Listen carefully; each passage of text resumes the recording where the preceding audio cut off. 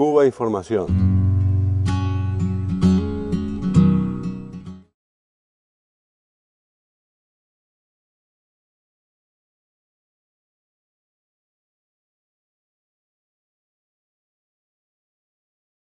Yo empecé a escribir una novela hace años sobre el expresidente o el exdictador, como lo quieran llamar.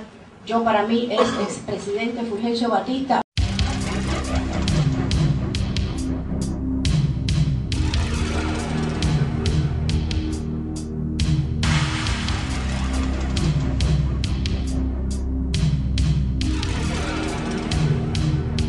La escritora Zoé Valdés es uno de los más conocidos personajes del llamado anticastrismo o contrarrevolución cubana. Promocionada por grandes grupos mediáticos y editoriales, cada novela de Zoé Valdés tiene asegurada su rampa de lanzamiento en poderosos diarios, radios y televisiones de varios países. Zoé Valdés es, además, columnista habitual de publicaciones de gran tirada. En sus artículos y entrevistas, la justificación de la invasión de países por parte de Estados Unidos, de las acciones militares de Israel contra el pueblo palestino o la apología del asesinato político de líderes del tercer mundo son las travesuras permitidas y rentabilizadas por importantes editoriales y medios de comunicación.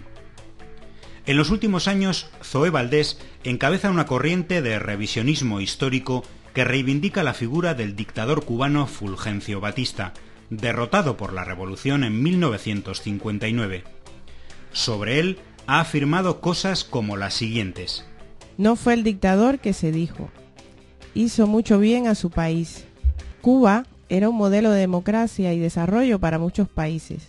La figura protagónica del escenario cubano lo fue sin duda el presidente Fulgencio Batista, admirado por personalidades como el presidente Roosevelt. Este discurso revisionista, creado en Miami, que trata de ensalzar el sistema cubano anterior a 1959 para finalmente desmentir logros sociales de la revolución que son refrendados por los organismos de Naciones Unidas, en los últimos tiempos es reproducido sin sonrojo por periodistas y cargos políticos de la derecha europea.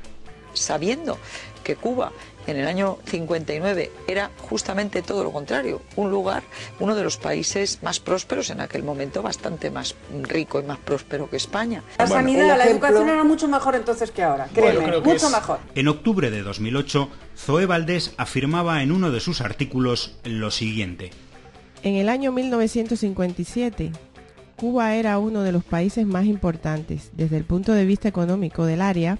Hoy resulta vergonzoso conocer el puesto que ocupa, apenas por encima de Haití. Pero si accedemos al Informe sobre Desarrollo Humano 2007-2008, elaborado por el Programa de las Naciones Unidas para el Desarrollo, PNUD, vemos que Cuba ocupa el lugar número 51 entre los 177 estados del mundo, en la sexta posición de América Latina y dentro del grupo de países con desarrollo humano alto.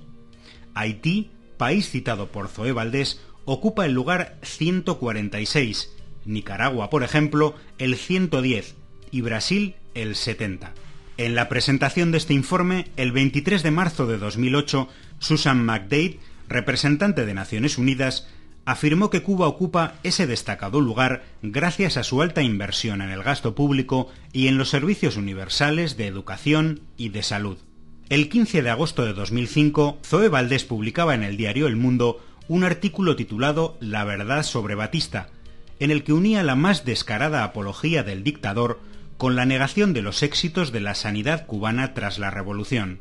Es mentira que los más grandes hospitales cubanos los creó Castro.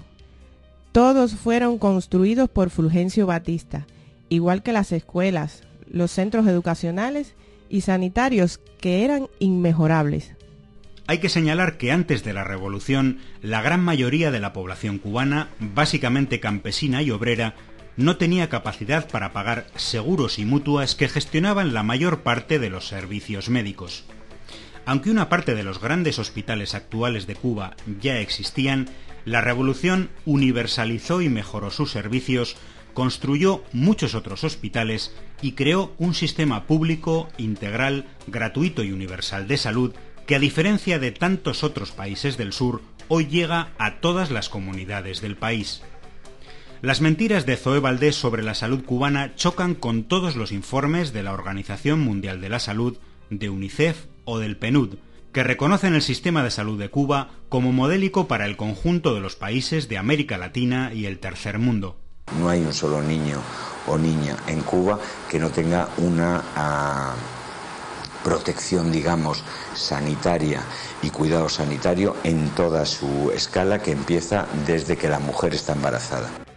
Las tesis de Zoé Valdés sobre las bondades del sistema de salud en el gobierno de Batista son realmente reproducción de las defendidas desde Miami por un sector de antiguos médicos privados que abandonaron la isla al plantearse la organización del actual sistema público de salud, que sin duda constituyó un atentado directo contra sus intereses económicos. El apoyo de Zoé Valdés a las posiciones más extremas de Miami se concreta, por ejemplo, en la reivindicación en sus escritos de figuras políticas como Jorge Mascanosa, presidente de la Fundación Nacional Cubanoamericana y financiador durante años de acciones terroristas en Cuba, de Lincoln Díaz Balart, congresista republicano que aboga por la guerra económica total a Cuba, o Carlos Alberto Montaner, prófugo de la justicia cubana por la colocación de bombas en los primeros años de la revolución.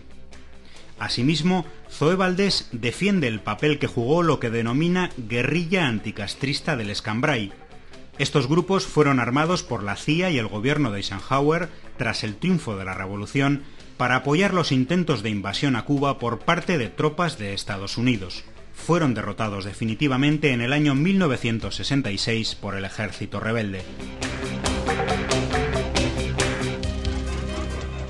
Zoé Valdés es un personaje público construido en torno a la provocación y el culto al odio.